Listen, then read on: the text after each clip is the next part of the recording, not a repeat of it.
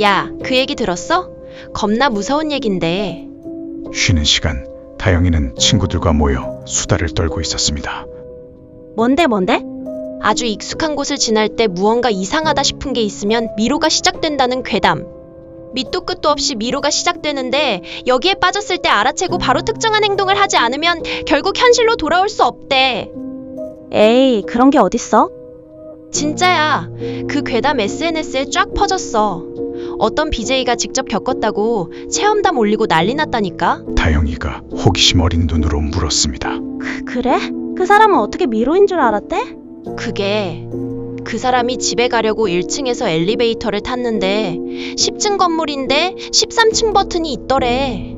놀래서 13층을 눌러놓고 황급히 내렸대. 그런데 올라가던 엘베에서 이상한 소리가 나더니 필름이 되감기듯 다시 1층에 와 있더래. 진짜? 진짜. 그런데 미로에 갇히면 어떻게 되는 거야? 그건 잘 모르겠는데 아마 미로가 깨질 때까지 미로에 갇히는 거 아닐까? 왜? 있잖아 3차원? 4차원? 이상한 평행세계 같은 거. 에이, 그런 게 어딨어.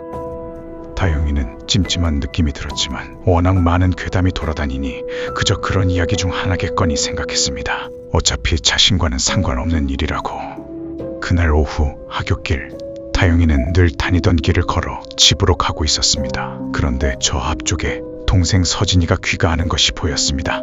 서진이는 다영이를 보지 못한 채 먼저 걸어가고 있었습니다. 집 가면 만나겠지. 다영이는 그냥 자신의 길을 갔습니다. 그런데 그때였습니다. 다영의 눈에 버스 정류장에 앉아있는 기괴한 사람의 모습이 들어왔습니다. 그 사람은 목이 180도로 뒤틀린 채 다영이를 보고 있었습니다. 아니, 정확히는 웃고 있었습니다. 다영이는 깜짝 놀라 발걸음을 멈추고 눈을 감았습니다. 눈을 다시 떴을 때 그 사람은 사라지고 없었습니다. 기분 탓이겠지. 심장이 쿵쾅거렸지만 다영이는 걸음을 재촉했습니다. 그런데 모퉁이를 돌자 또 그 모습이 보였습니다. 뭐야? 다영이는 눈을 질끈 감고 빠르게 걸었습니다. 다행히 괴상한 사람은 따라오지는 않았습니다. 그런데 이상했습니다. 분명 집까지 5분도 안 남았는데 계속 같은 풍경이 반복되는 것 같았습니다. 똑같은 편의점, 똑같은 꽃집, 그리고 또다시 버스 정류장. 그곳에는 또다시 그 기괴한 존재가 다영이를 맞았습니다. 가을의 오후는 짧기만 해서 벌써 해는 다 넘어가 컴컴한 어둠이 몰려왔습니다. 다영이는 가슴이 덜컥 내려앉았습니다. 오늘 들은 이야기처럼 미로에 빠진 건가? 섬뜩한 기억이 떠올랐습니다. 미로에 빠지면 바로 특정 행동을 해야 한다는 괴담. 다영이는 떠오르는 대로 손뼉을 세게 쳤습니다. 그 순간 그 존재의 표정이 일그러지더니 씩 웃으며 다영이를 향해 달려오기 시작했습니다. 다영이는 미친 듯이 달렸습니다. 박수는 아닌가 봐. 어떡하지? 뒤에서 빠른 발소리가 쫓아왔습니다. 도망치던 다영이의 눈에 카페 유리창이 보였습니다. 본능적으로 옆에 있던 의자를 집어들어 유리를 내리쳤습니다. 유리가 산산조각 나는 순간 순식간에 발걸음 소리가 사라졌습니다. 뒤를 돌아보니 아무도 없었습니다. 겁에 질린 다영이는 황급히 그 자리를 벗어나 집이 있는 아파트로 뛰어들어갔습니다. 아, 집이야. 미로에서 벗어났어. 숨을 헐떡이며 엘리베이터를 탄 다영이는 버튼을 누르려다 등골이 서늘해졌습니다. 123, 10, 11, 12, 13. 이럴 수가. 아까 들은 괴담이 현실이 되었습니다. 다영의 아파트는 10층 건물인데 13층이 생긴 것입니다. 다영이는 무척 놀랐지만 낮에 친구에게 들은 대로 13층 버튼을 누르고 재빨리 밖으로 뛰쳐나왔습니다. 엘리베이터 문이 닫히고 위로 올라가는 소리가 들렸습니다. 그런데 갑자기 끼익 하는 기계음과 함께 이상한 소리가 들리더니 다시 땡 하고 문이 열렸습니다. 엘리베이터가 1층으로 다시 온 것이었습니다. 성공인가 봐. 다영이는 안도의 한숨을 쉬었습니다. 엘리베이터를 타려던 다영이는 엘리베이터의 숫자판에 여전히 13층이 보이는 것을 발견했습니다. 이게 뭐야? 아직도 미로인가? 다영이는 다시 아파트 밖으로 나가보았습니다. 그런데 아파트 현관을 나선 다영이는 너무 놀라 기절할 것 같았습니다. 공용 현관 밖은 방금 전 달려온 하굣길이었던 것입니다. 아까 그 횡단보도, 아까 그 편의점, 아까 그 꽃집, 그리고 저 멀리 그 존재가 서서 웃고 있었습니다. 안 돼, 안 돼! 다영이는 정신없이 달렸습니다. 다시 상점이 보였습니다. 다영이는 내놓은 화분을 집어들어 유리창을 내리쳤습니다. 그러자 화면이 깜빡이듯 순간 이동을 한 것처럼 다시 엘리베이터 앞이었습니다. 아, 여긴 통과한 건가? 그런데 엘리베이터 안의 버튼을 보니 또 13층이 있었습니다. 이번엔 아니야.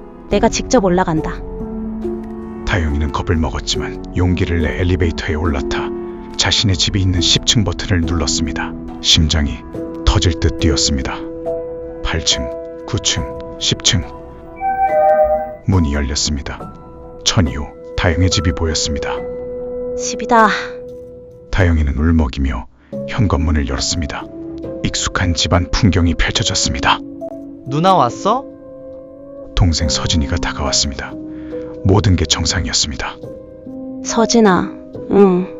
다영이는 그대로 주저앉아 울고 싶었지만 동생이 놀랄까봐 자신의 방에 들어가 이불을 뒤집어 쓰고 말았습니다. 그날 저녁 다영이는 책상 앞에 앉았지만 공부가 손에 잡히지 않았습니다. 할 것도 많은데 너무 놀라서 공부를 못하겠어. 중간고사가 코앞인데 오늘 겪은 일 때문에 머릿속이 하얘졌습니다. 그때 엄마가 방문을 열고 들어왔습니다.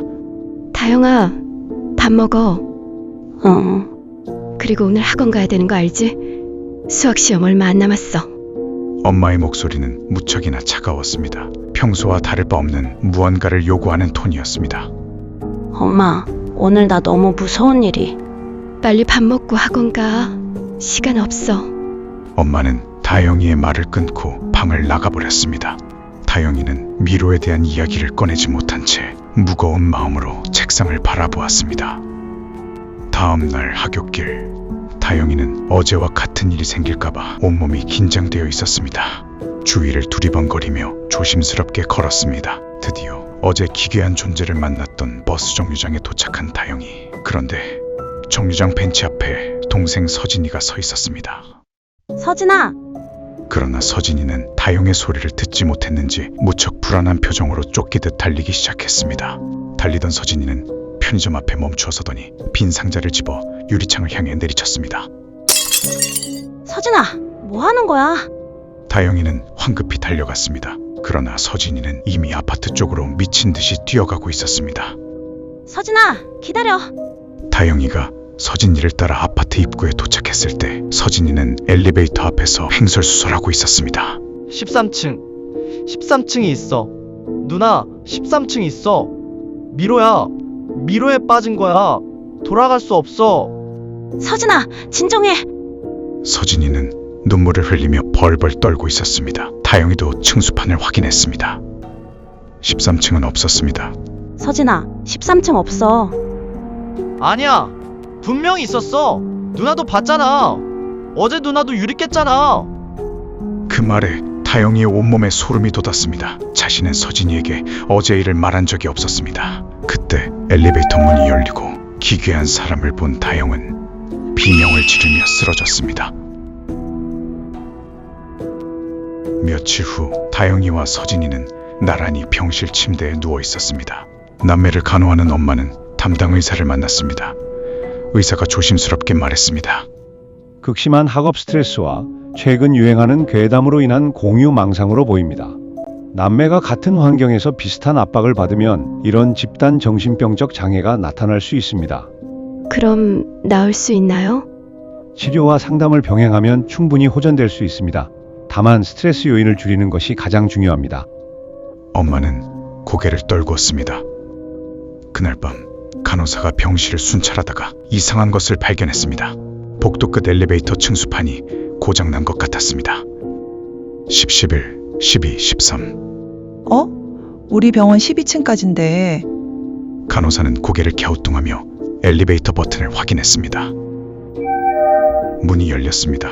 그 안에는 목이 뒤틀린 채 웃고 있는 무언가가 서 있었습니다.